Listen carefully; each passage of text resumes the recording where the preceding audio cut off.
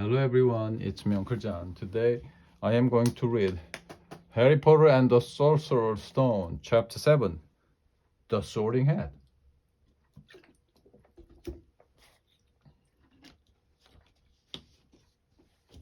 And the school bellowed, Hogwarts, Hogwarts, Hoggy Hogwarts. Teach us something, please. Whether we be old and bald, young with scabby knees, a head could do with filling with some interesting stuff. For now, they're bare and full of air that flies and bits of fluff. So teach us things worth knowing. Bring back what we forgot. Just do your best. We'll do the rest. And learn until our brains all rot. Everybody finished the song at different times. At last, only the Weasley twins were left singing along to a very slow funeral march. Dumbledore conducted the last few lines with his wand, and when they had finished, he was one of those who clapped loudest. Ah, music, he said, wiping his eyes. Magic beyond all we do here. And now bedtime, off you trot. The Gryffindor first years followed Percy through the chattering crowds, chattering out of the great hall and up the marble staircase. Harry's legs were like lead again, but only because he was just so tired and full of food. He was just too sleepy even to be surprised that the people in the portrait along the corridors whispered and pointed as they passed, or that twice Percy led them through doorways hidden behind sliding panels and hanging tapestries.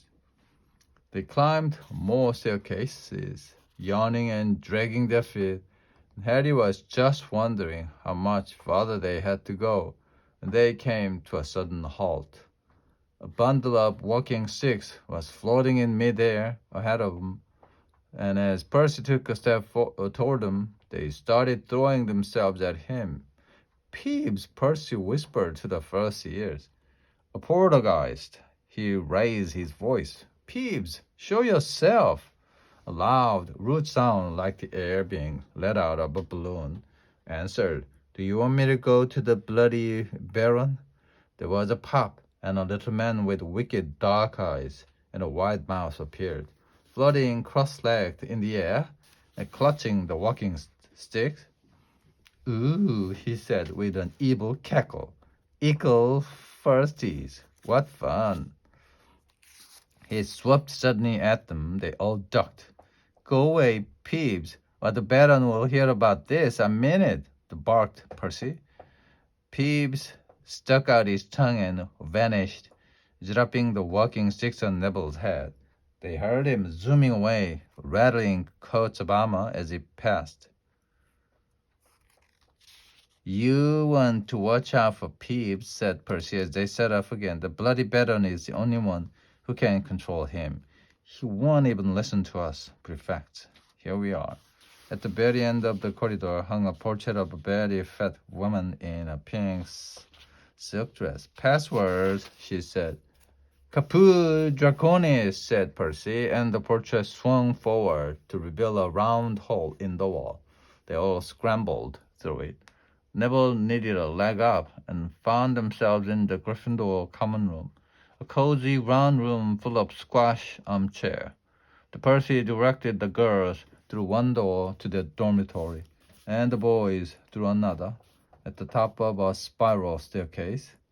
They were obviously in one of the towers. They found their beds at last. 5 4-posters hung with deep red velvet curtains. The trunks had already been brought up.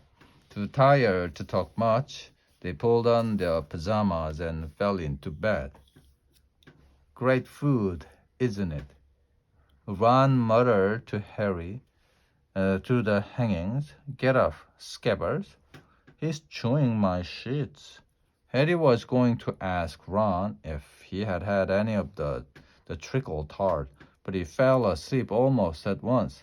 Perhaps Harry had eaten a bit too much because he had a very strange dream.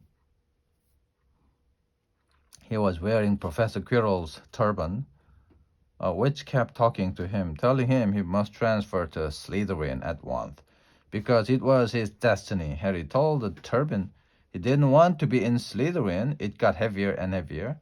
He tried to pull it off, but it tightened painfully, and there was a Malfoy laughing at him as he struggled with it. Then Malfoy turned into a hook-nosed teacher, Snape, whose laugh became high and cold. There was a burst of green light, and Harry woke up, sweating and shaking. He rolled over and fell asleep again, and when he woke next day, he didn't remember the dream at all. The end of chapter 7.